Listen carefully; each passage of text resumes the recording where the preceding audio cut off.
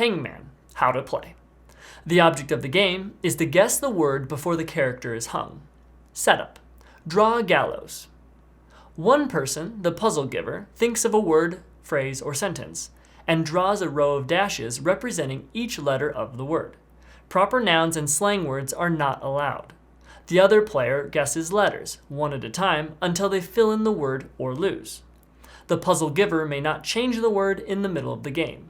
Each time a correct letter is guessed from the word, the puzzle giver fills in all the corresponding empty dashes with that letter for the word. If the letter doesn't belong to the word, draw it on the side for reference and add another appendage to the stickman hangman. The stickman consists of a head, body, 2 arms, and 2 legs. Alternatively, you can add more detail to the stickman to give your guessers more tries.